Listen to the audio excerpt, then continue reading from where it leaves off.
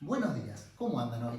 En este día un poquito nublado nos encontramos acá para seguir con esta serie de temas, esta serie de clases de repaso de los temas que están viendo en cada una de las materias. Y hoy nos toca un tema muy importante como es tejidos, ¿sí? Anteriormente vimos niveles de organización de la materia donde entendíamos que desde cositas más chiquitas, desde las partículas hasta el ser humano, íbamos pasando por una serie de niveles de cada vez mayor complejidad.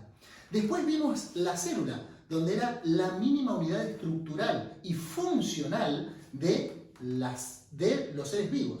Y hoy nos vamos a dedicar a los tejidos, o sea, un nivel de organización de la materia aún superior al de la célula. ¿Por qué? ¿Qué era un tejido? Un tejido, por definición, es un conjunto de células más matriz extracelular que se juntan, que se agrupan para cumplir con una determinada función, para hacer algo, ¿sí? ¿Algo qué? Algo específico. Entonces, si nosotros tenemos en cuenta que los tejidos van a ser células más matriz extracelular, vamos a ver que para diferenciar un tejido de otro, lo que tenemos que analizar son qué células componen a cada tejido y qué matriz extracelular compone a cada tejido. Si entendemos eso, vamos a poder entender la diferencia que existe en cada uno de los tejidos. Ahora bien, ¿cuáles son los tejidos básicos que conforman a los seres vivos? A los humanos, porque seres vivos también son las plantas, y las plantas, por lo que nosotros estamos viendo, las dejamos a un lado. Ahora vamos a los mamíferos. Entonces, tejidos. Son 4 los tejidos básicos. Por un lado tenemos al epitelio, ¿sí? Epitelio. Segundo, el tejido conectivo. Tercero, el tejido muscular. Y por último, el tejido nervioso. Al igual que yo les hice la aclaración, y como tengo muchos seguidores en YouTube, me estoy convirtiendo en un youtuber por lo que veo ahora, hago la aclaración para todos aquellos que recién empiezan a ver esto. Chicos, esto de ver tejidos es un tema que da para todo un año, y yo lo voy a resumir a 1 o 2 clases. Por lo tanto, no se queden solamente con este resumen, sino que lean la bibliografía, lean los PowerPoint, estudien. ¿Está claro? Vamos entonces.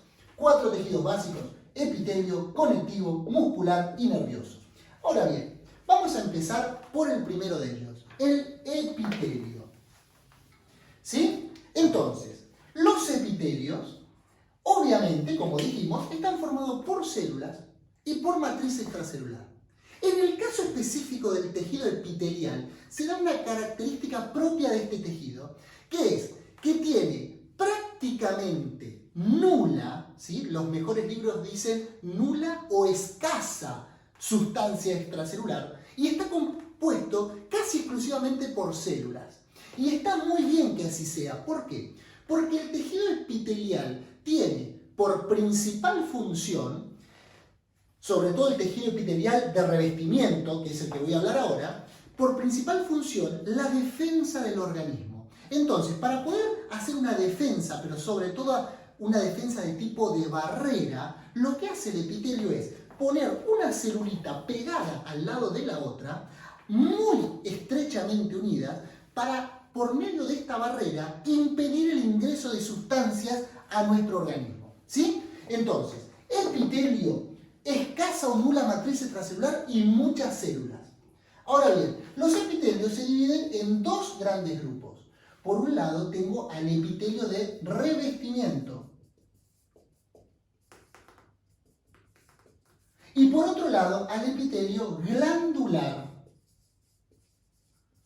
¿Cómo es esto? Las glándulas de nuestro cuerpo, que existen básicamente 2, unas pueden ser endócrinas y otras exócrinas, después voy a hablar un poquito de ello, también están compuestas por un tejido epitelial, ¿sí? Pero el que voy a empezar hablando ahora es el tejido epitelial de revestimiento. ¿Y por qué se dice que es un tejido epitelial de revestimiento? Bueno, se dice que es un tejido tejido epitelial de revestimiento porque, como su nombre lo indica, reviste todas las superficies de nuestro cuerpo que toman contacto con el exterior o con una cavidad, ¿sí? Entonces, todo lo que tome contacto con el exterior a nuestro cuerpo va a estar recubierto por un epitelio. Entonces, yo digo, ¿y qué es lo que está en contacto con el exterior? Bueno, la piel, chicos, miren, la piel está en contacto con el exterior. Me separa lo que es el interior de mi cuerpo con el exterior. Entonces, cuando yo toco la piel, lo que estoy tocando es un epitelio. Vamos a ver después qué tipo de epitelio. Pero es un epitelio, ¿sí? Cuando yo abro la boca, así, pongo en contacto el interior de mi boca con el exterior. Por lo tanto, el interior de la boca, la lengua y todo, también va a estar recubierto por un epitelio. Todo el tubo digestivo, por ejemplo, que comienza en la boca y termina en el ano, es una gran cavidad, es un tubito que tiene una gran cavidad en el interior. Por lo tanto, también va a estar recubierto por un epitelio. ¿Qué otras superficies o qué otras cavidades tenemos en nuestro organismo? Bueno, por ejemplo, el útero de las mujeres. Adentro, donde se va a alojar el futuro embrión, el futuro bebé, ¿sí? Va a estar recubierto por un epitelio. Los pulmones, ¿sí? La tráquea, los alvéolos, todo es una gran cavidad. Si bien en los alvéolos no es un epitelio, son unas células especiales que se llaman neumonocitos, tienen características de epitelio, ¿sí? Entonces, todas las cavidades de nuestro cuerpo están recubiertas por un epitelio. El caso más que uno a veces no se imagina son los vasos sanguíneos.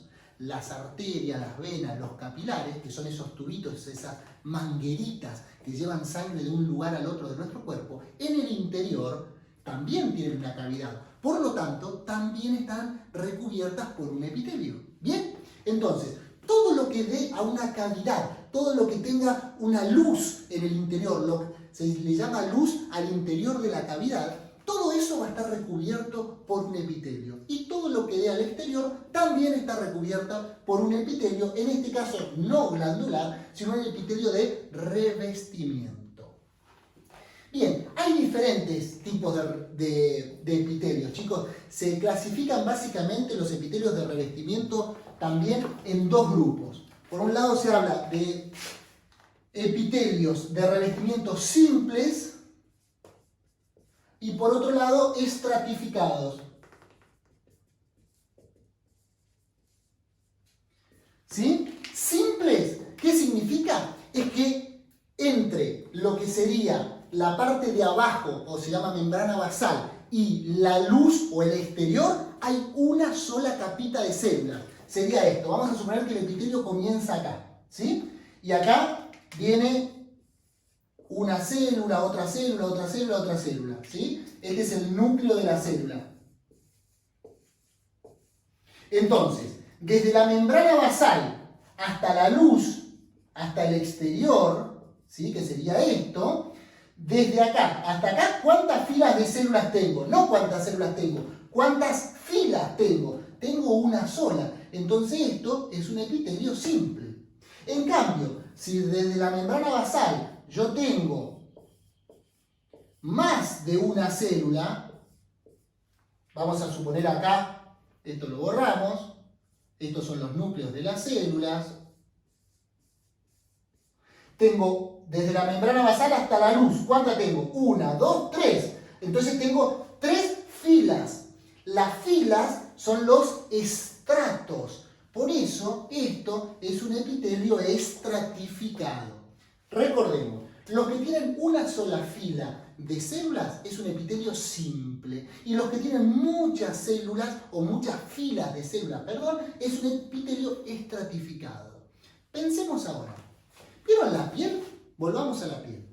Cuando uno, por ejemplo, se raspa, puede salir o no salir sangre. ¿Notaron eso? ¿Qué es lo que ocurre con esto cuando uno se raspa y sale o no sale sangre? Debajo de los epitelios están los vasos sanguíneos, más o menos por acá. Cuando uno se raspa la piel, lo que hace es se lleva o arranca células o estratos de estas células, de este tejido, de este epitelio. El asunto no llega a todas las células lastimarla, lastima también los vasos sanguíneos y sangra. Pero si solamente me raspo y lastimo las células de arriba, no llega a sangrar. ¿Qué les quiero decir con esto? Que la piel es un tejido epitelial de revestimiento estratificado. Tiene muchas celulitas o muchas capas de célula. Y está bien que así sea, porque la piel tiene un continuo roce, un continuo desgaste. Entonces, ¿qué hace la naturaleza, que es muy inteligente? Pongo muchas capas de célula para que de esa manera, si yo me lastimo, voy sacando celulitas, pero no llego a la parte donde están los vasos sanguíneos. Y con esto me adelanto a otro tema que es característico de los epitelios. Dijimos, los epitelios tienen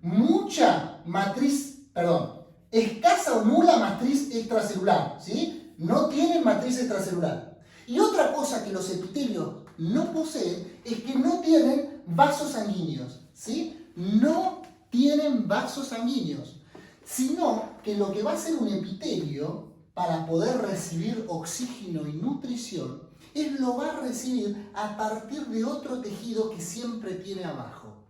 Y abajo de cada epitelio, ¿qué tejido hay? Un tejido conectivo, ¿sí? Que a diferencia del tejido epitelial, como vamos a ver, tiene muchos vasos sanguíneos. Entonces, los tejidos epiteliales tienen muchas células y no tienen matriz extracelular.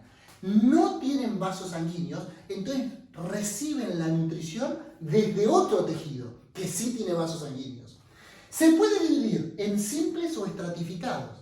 Estratificados, muchas filas de células. Simples, una sola. ¿Bien? Y ejemplos de epitelios, por ejemplo, la piel, por ejemplo, el tubo digestivo, los vasos sanguíneos, el uréter, la vejiga, el útero, ¿sí? Todo lo que tiene cavidades, el corazón. Las 4 cavidades del corazón están revestidas por epitelio. Yo no me quiero poner a hablar de cada uno de los tipos de tejidos epiteliales simples, ¿sí? Ya van a leer que pueden ser simples planos, cúbicos o cilíndricos, según la forma de la célula, los estratificados igual, sino que quiero que sepan este concepto. Los epitelios se encargan, por medio de armar una barrera, de defendernos de sustancias que quieren ingresar a nuestro cuerpo, ¿bien? Que no tienen vasos sanguíneos y que tienen muy poca o nula matriz extracelular. Pero yo también les dije que los epitelios podían ser glandulares, ¿sí? Las glándulas de nuestro cuerpo también están constituidas por tejido epitelial, o sea que las glándulas van a ser muchas células con poca sustancia extracelular. Ahora, las glándulas se dividen en 2 grandes grupos. Glándulas. Por un lado tenemos las glándulas exócrinas. Y por otro lado tenemos las glándulas endocrinas. ¿Cuál es la diferencia entre una glándula exócrina y una glándula endocrina? Exo significa afuera y endo significa adentro. Las glándulas exócrinas, chicos, son todas aquellas estructuras que van a liberar una sustancia al exterior de nuestro cuerpo o a una cavidad, que para el organismo es lo mismo. Una cavidad es lo mismo que estuviese afuera. ¿Bien? En cambio, las glándulas endocrinas van a liberar sustancias al interior de nuestro cuerpo, generalmente a la sangre, ¿sí? Por eso, las glándulas endocrinas son un gran capítulo dentro de esta materia, como es el sistema endocrino, que lo vamos a ver más adelante.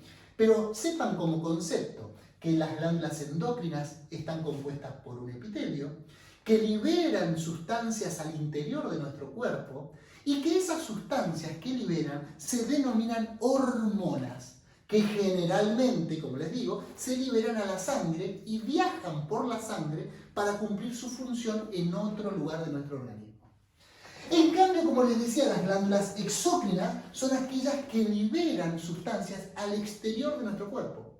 ¿Qué glándulas exócrinas tengo? Por ejemplo, ahora estoy usando unas muy importantes, como son las glándulas salivales, ¿sí? Las glándulas salivales, que son las parótidas, las submaxilares y las sublinguales, son 6 en total, liberan una sustancia al exterior o a una cavidad, en este caso a la boca.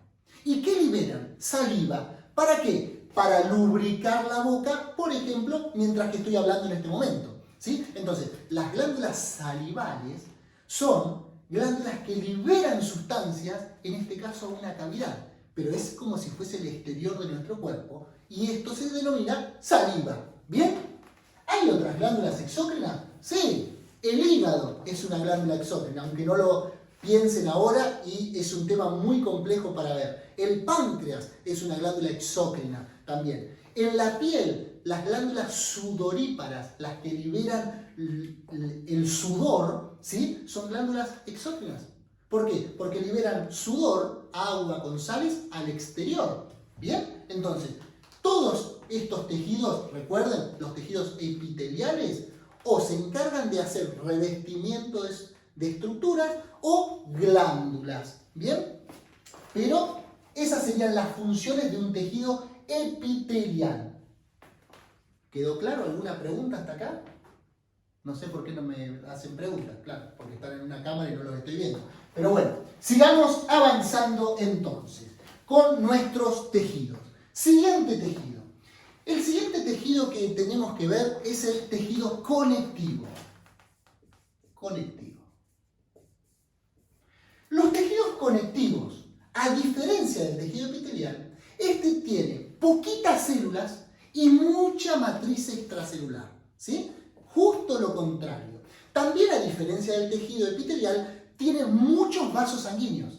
Por eso es que debajo, se dice que por regla general, debajo de cada epitelio hay un tejido conectivo dándole nutrición. Siempre pasa esto, ¿sí? Entonces, el tejido conectivo es un tejido que, ¿qué va a dar? Ya con lo que les acabo de decir, ¿cuál va a ser su principal función? El tejido conectivo da sostén. Le da como, bueno, apoyate en mí, le dice al epitelio. No te hagas problema, apoyate, que yo te doy sostén y te doy nutrición, ¿sí? Porque vos no tenés vasos sanguíneos y yo sí, yo recibo sangre, yo recibo nutrientes. Entonces yo a través mío te voy a ir dando nutrientes, ¿sí? Tejido conectivo, nutrición y sostén. Ahora, los tejidos conectivos se dividen en dos grandes grupos. Por un lado, los tejidos conectivos no especializados. Y por otro lado, los tejidos conectivos especializados. ¿Cuál es la diferencia? Los no especializados son como los tejidos conectivos en general, que se encargan de esto que yo les digo, de dar nutrición, sostén a diferentes tejidos. En cambio, los tejidos especializados son aquellos tejidos conectivos que se diferencian o van a realizar una única función. ¿Y cuáles son los tejidos conectivos especializados? Miren, son 4 también. Acá tenemos al tejido óseo, tenemos al tejido sanguíneo, tenemos al tejido adiposo y tenemos al tejido cartilaginoso. Si ustedes se ponen a pensar, la sangre es un tejido conectivo. O sea, la sangre tiene células y matriz extracelular, ¿sí? El tejido óseo, los huesos, ¿qué son?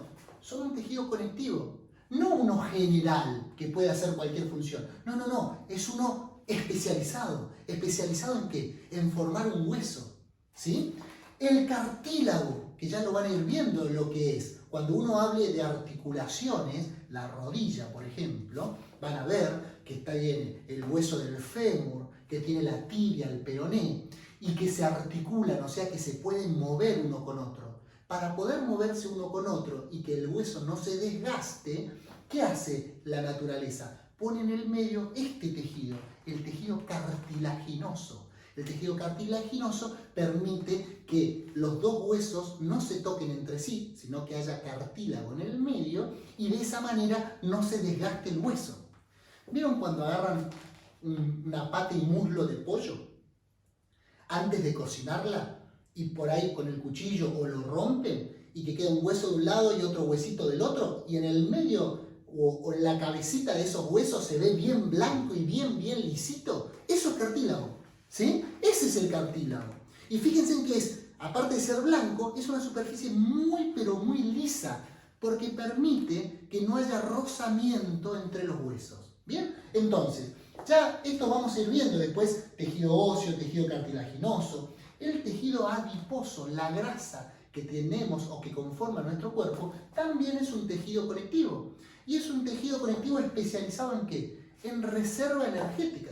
Algunos tenemos algún rollito de más, entonces tenemos más reservas energéticas que otros, ¿sí? Pero la grasa, chicos, sepan que también es un tejido conectivo y que sirve ¿para qué? Para reserva de energía, para algún momento que la necesitemos. Yo estoy guardando bastante por las dudas. Pero bueno, y el tejido sanguíneo también es un tejido conectivo especializado. Entonces, los tejidos conectivos tienen mucha matriz extracelular, tienen pocas células y se diferencian en no especializados y especializados. Dentro de los especializados tenemos estos 4 tipos que vimos recién y como característica dan sostén y nutrición a otros tejidos. Seguimos avanzando con este resumen, que estamos yendo bastante rápido, y vamos a ver el siguiente tejido. El siguiente tejido es el tejido muscular. El tejido muscular, como bien su nombre lo indica, forma todos los músculos de nuestro cuerpo. Ahora, uno cuando piensa en músculos del organismo, piensa sobre todo en el bíceps, ¿sí? Piensa en el tríceps, piensa en los abdominales, sobre todo en esos que tienen buenos abdominales, ¿no? Pero los músculos no solamente forman los músculos del aparato esquelético de nuestro organismo, sino que hay diferentes tipos de músculos que se encuentran en diferentes órganos de nuestro cuerpo. ¿Y cómo divido al tejido muscular? El tejido muscular se divide en 2 grandes grupos. Por un lado tenemos el músculo liso y por otro lado tenemos al músculo estriado. La diferencia entre uno y otro, que no me lo voy a poner a hablar específico, es que se vio que en el músculo estriado, cuando se miraba al microscopio, se veía que sus células, que se llaman fibras, por eso cuando se habla de tejido muscular, hablamos de fibras musculares, pero es un sinónimo de célula muscular. ¿Vieron cuando ven un físico-culturista? ¿Vieron qué frase se usa? Che, qué fibroso que está, ¿no? Está bien, tiene mucha fibra muscular, tiene mucha célula muscular, tiene mucho músculo. ¿Bien? Ahora, el músculo liso y el músculo estriado. A su vez, el músculo estriado se divide en 2 grupos. En el estriado cardíaco y en el estriado esquelético. Entonces, tenemos músculo liso, músculo cardíaco y músculo esquelético. El esquelético y el cardíaco son músculos estriados. Cuando se miraba la celulita se veían estrías. No interesa mucho, pero sepan esto. ¿Qué me interesa? Que los alumnos recuerden del tejido muscular. Sobre todo las principales características de cada uno de estos o de estas fibras musculares. Si uno piensa en el músculo liso, la célula del músculo liso es de esta forma así. ¿Sí? Es como si fuese, se dice ausada, es una célula finita y estiradita, pero no muy grande. La célula del músculo cardíaco, ¿sí? Son células, estas más grandes, que tienen un núcleo y van a ver que tiene como si fuese estrías. Se ve como si fuese algo así. Y las fibras del músculo esquelético, las voy a dibujar acá, son fibras muy largas que tienen múltiples núcleos y que tienen también, obviamente, estrías. ¿Sí? Estas estrías, no se vuelvan locos, es lo que se veía al microscopio óptico. ¿Bien? O sea, ¿cuánto puede medir una célula del tejido muscular esquelético, tenemos que pensar en dónde se encuentra cada uno de estos tejidos musculares. Y esto es muy sencillo. El músculo estriado esquelético se va a encontrar formando parte de todos los músculos de esos que estuvimos hablando que conforman el esqueleto, que sirven para darnos movilidad, ¿sí? ¿Como cuáles? Como los cuádriceps de las piernas, el bíceps del brazo, el tríceps, ¿sí? Yo quiero mover el antebrazo sobre el brazo y le voy a decir a mi bíceps, dale, contraete, movete, se contrae. Después le voy a decir al tríceps, dale, contraete, lleva el brazo donde estaba, se contrae, ¿sí? Entonces, el músculo esquelético forma los músculos de nuestro esqueleto que nos permiten movilizarnos. El músculo cardíaco, chicos, solamente se va a encontrar en el corazón, ¿sí? Solamente en el corazón. ¿Y en qué parte del corazón? En la capa media del corazón, que se llama miocardio. Cuando nosotros hablamos del miocardio, hablamos del tejido muscular que forma el corazón, ¿sí? Y por último, el músculo liso, ¿dónde lo voy a encontrar? El músculo liso también se llama músculo visceral. Visceral, ¿sí? Músculo liso o visceral. ¿Por qué? Porque este va a formar todas las vísceras de nuestro organismo. Cada víscera, cada órgano de nuestro organismo que tiene músculo liso. Por ejemplo, el útero de las mujeres. Cuando una mujer va a tener el parto, ¿sí? Y va a, entre comillas, lo que voy a decir, expulsar, ¿sí? La palabra es expulsar, pero queda como media chocante. Pero va a expulsar al bebé por el canal del parto. ¿Quién es el que hace la fuerza para sacar al bebé? Lo hace el útero. ¿Y el útero se usa qué cosa para poder sacar y hacer fuerza y empujar al bebé? Utiliza músculo. ¿Qué músculo? Músculo liso, ¿sí?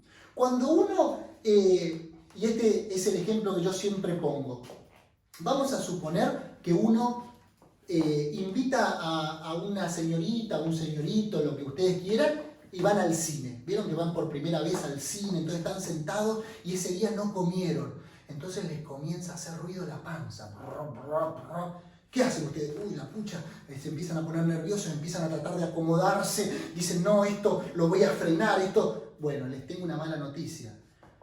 Las vísceras tienen músculo liso, ¿sí? Por ejemplo, los intestinos. Los intestinos, toda la pared del intestino tiene músculo liso. Y una de las características que tiene el músculo liso es que no lo puedo controlar con la mente, ¿sí? Se dice que el músculo liso es involuntario. Yo no lo puedo controlar a mi voluntad. Entonces, cuando los intestinos comienzan a moverse, eso es movimientos peristálticos, de un complejo que se llama complejo motor migrante, les prometo que esto lo vamos a ver más adelante, ¿sí? Comienza a moverse, comienza a contraerse ese músculo, no lo puedo frenar con nada, ¿sí?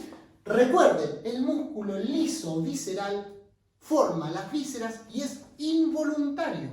Ahora bien, el corazón, que está compuesto por músculo cardíaco, ¿qué va a ser? ¿Voluntario? ¿Lo puedo controlar con mi mente las contracciones del corazón o es involuntario? ¿Qué opinan? Muy bien, es involuntario, chicos. Yo no puedo controlar y decirle a mi corazón, ahora latí, dale, dale. No, ahora no. Ay, estoy muy mal. No, estoy muy mal. Chao, no quiero vivir más. No, deja de latir. ¿Lo pueden hacer? No. El corazón late y es involuntario. Yo con mi mente no lo puedo controlar. Hay otros sistemas que regulan la contracción del corazón. El único músculo que yo puedo controlar con mi mente es el músculo esquelético, ¿sí? El que forma justamente nuestro esqueleto, el que me permite moverme y el que me permite mover cosas. Yo en este momento digo, quiero escribir. Pongo en juego un montón de músculos para moverme y poder escribir. Yo quiero hablar, pongo y gesticular y quiero desplazarme. Yo estoy controlando todo lo que hago. ¿Se entiende? Entonces, El tejido muscular esquelético es el único tejido muscular que es voluntario. Lo puedo regular con mi mente y a voluntad mía. ¿Sí? Con esto, ¿qué les quiero decir? Y ya les fui dando como una introducción. ¿Cuál es la función del tejido muscular? Bueno, el tejido muscular, chicos, solamente puede hacer una sola cosa. ¿Saben cuál es? Es la de contraerse. ¿Sí? El tejido muscular solamente puede contraerse. Ahora, cuando algo se contrae, lo que hace es, si yo me agarro a este punto de acá y me agarro a este otro punto de acá y me contraigo, lo que hago es acercar dos puntos. ¿Sí? O sea, cada vez que el músculo se contrae, lo que hace es acercar dos puntos. Miren lo que pasa con el bíceps. El bíceps está inserto acá en la tuberosidad bicipital. No importa. Y está inserto también, está enganchadito acá. Entonces, cuando el bíceps se contrae, lo que hace es acercar este punto a este punto. Digamos, está unido acá y está unido acá. ¿Sí? Acá, no importa, les iba a decir, pero bueno, está unido acá y acá. Cuando se contrae, acerco este punto con este punto. Es lo único que puede hacer el músculo. Ahora, ¿el músculo puede empujar? No. ¿Sí? El músculo no empuja, solo se contrae. Para poder hacer el movimiento contrario, es que acá abajo tengo el tríceps. ¿Sí? El tríceps es otro músculo que está inserto acá y está inserto acá. Entonces, cuando este músculo, el tríceps, se contrae, el de arriba se relaja y se deja llevar por el tríceps. Por eso es que para cada movimiento que nosotros podemos realizar, hay un músculo que se denomina agonista, porque es el que hace el esfuerzo, y otro músculo que se denomina antagonista, que hace el esfuerzo o el movimiento contrario. ¿Sí? Si el músculo podría hacer fuerza a la contracción y también cuando se relaja empujar, no necesitaría tener dos músculos. Solamente poniendo uno acá adelante, hago fuerza así y hago fuerza así. Pero no, este hace fuerza cuando se contrae, pero para poder llevar otra vez el brazo para allá, ¿qué hago? Tengo el tríceps que hace fuerza contraria. ¿Quedó claro eso? ¿Sí? Si no, me mandan preguntitas por vía YouTube y vuelvo a repetir cualquiera de los temas que no les quede claro. No tengo ningún problema. Como no los tengo en vivo en este momento para que me puedan hacer la pregunta y repasar algún tema, bueno, quedamos en contacto de esta manera. Entonces, el músculo estriado esquelético, ¿sí? Siempre voy a tener un agonista y un antagonista. Agonista el que hace la fuerza, antagonista el que hace el movimiento contrario. En cambio, el músculo cardíaco se contrae y se relaja. Se contrae y se relaja. Así durante toda mi vida. Y el músculo liso lo mismo. Músculo liso visceral, se contrae la víscera y se relaja. Se contrae y se relaja. No necesita antagonista porque lo único que hace es, cuando se relaja, se deja distender solo. El músculo liso y el cardíaco son involuntarios. Y el músculo esquelético lo puedo controlar a voluntad. Siempre la pregunta que hago cuando los tengo cara a cara y los pongo a todos en un brete, dice la frase, es: nosotros para respirar poseemos un músculo que se llama diafragma. ¿Sí? El diafragma es un músculo que es como una cúpula que divide el abdomen del tórax. Se encuentra recubriendo, ¿sí? Todo acá, dividiendo el abdomen del tórax. Y cada vez que yo respiro, el diafragma baja y el aire ingresa a mis pulmones. ¿Sí? Cada vez que yo respiro, el diafragma baja y hace como si fuese un vacío para que ingrese el aire a nuestros pulmones. Mi pregunta es, de los tres tipos de músculos que vimos, ¿qué tipo de músculo es el diafragma? ¿Sí? Con las pequeñas características que yo les di. ¿Es un músculo liso? ¿Es un músculo cardíaco? ¿O es un músculo esquelético? ¿Qué opinan? ¿Por ahí alguno dice liso? Sí, hay un par que dice liso porque es una víscera, está dentro de nuestro cuerpo, no era de estos esqueléticos. Cardíaco no dice nadie, ¿no? No, muy bien. Cardíaco dijimos que solamente se encontraba en el corazón. O sea que el cardíaco lo descartamos. Nos quedan dos posibilidades, liso, o sea, tipo visceral o esquelético. Para poder responder a esto, lo que tienen que pensar es lo siguiente. ¿El diafragma o la respiración es voluntaria o involuntaria? ¿Qué opinan? ¿Ustedes pueden hacer la respiración voluntaria, controlarla con la mente? Algunos dicen que no, otros dicen que sí. Miren esto. Ahora quiero respirar. Voy a inspirar. Ahora voy a expirar. En este momento, si ustedes hacen lo mismo, están moviendo el diafragma. Y lo están haciendo cuando ustedes quieren. Por lo tanto, chicos, el diafragma también es un músculo esquelético. ¿Sí? No es liso, no es involuntario, es voluntario. Yo lo puedo controlar siempre que yo quiera. Pero tiene una característica que no tiene el resto de los músculos esqueléticos, estriados esqueléticos, que es voluntario pero automático. Yo no puedo estar toda la vida pensando en respirar. ¿Por qué? Porque si yo pensaría en respirar, no puedo pensar en otra cosa. Por eso es que cuando no pienso en la respiración, el diafragma funciona solo. Por eso es automático. Pero cuando yo quiero, lo hago voluntario. ¿Sí? Entonces, el diafragma es un ejemplo de músculo estriado esquelético. Es voluntario, pero automático. ¿Quedó claro esto? Bien. Con esto pueden pensar en el yoga y en un montón de disciplinas que se encargan de poner a la mente a pensar en la respiración. ¿Bien? Se los dejo picando como tema de interés general. Entonces, recuerden que los músculos tienen por función contraerse y acercar dos puntos.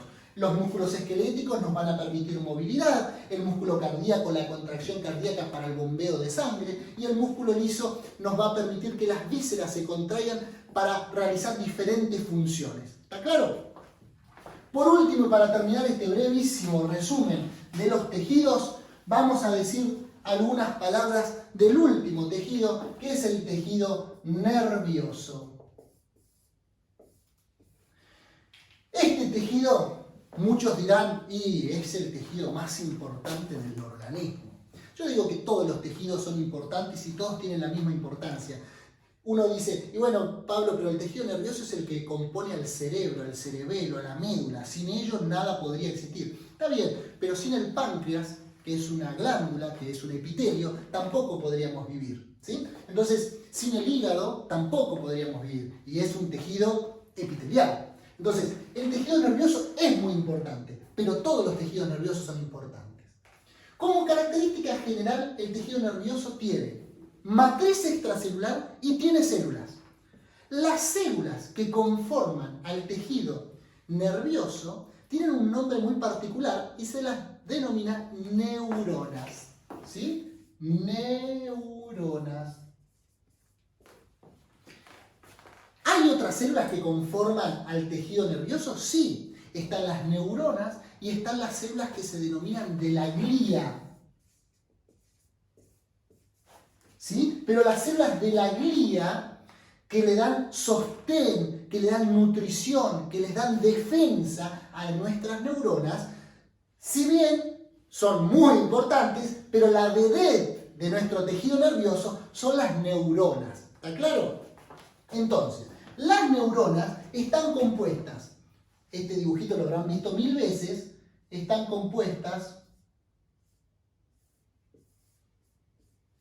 por un cuerpo, ¿sí? Esto, por el cuerpo, y por prolongaciones.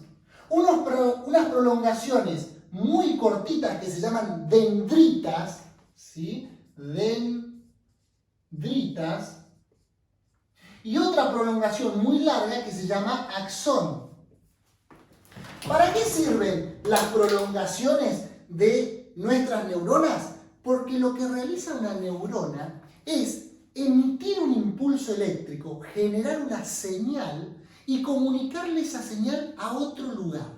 Para poder comunicar esa señal, tiene estas prolongaciones, es como que tiene un cablecito que le va a llevar la electricidad a otro punto. ¿Sí? Entonces, la neurona, ¿qué hace? Genera una señal en el cuerpo y por medio de sus prolongaciones se comunica con otra neurona o con otro órgano de nuestro organismo diciéndole activate o desactivate. ¿Sí? No es que le dice al órgano lo que tiene que hacer. El órgano sabe lo que tiene que hacer. Pero lo que le dice la neurona es hacelo más rápido o hacelo más lento.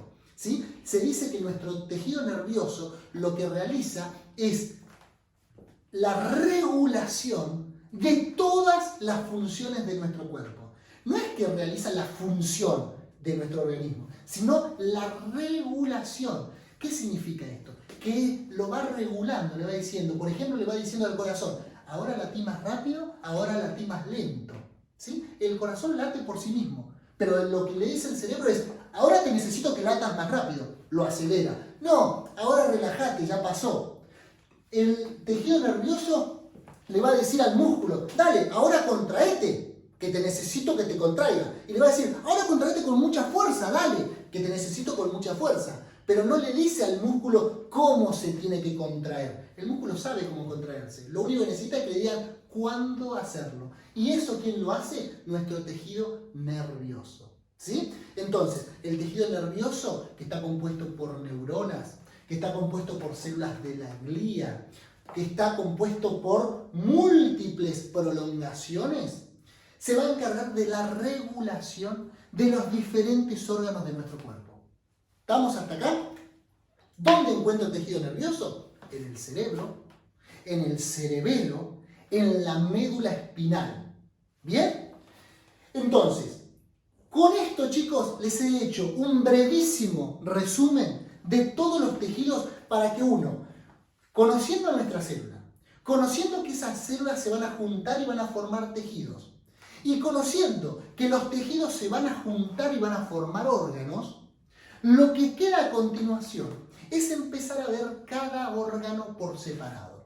Entonces, por ejemplo, cuando veamos el corazón, vamos a hacer un repaso de los tejidos. ¿Por qué? Porque vamos a ver que el corazón tiene, recubriendo cada cavidad, un tejido epitelial, que se denomina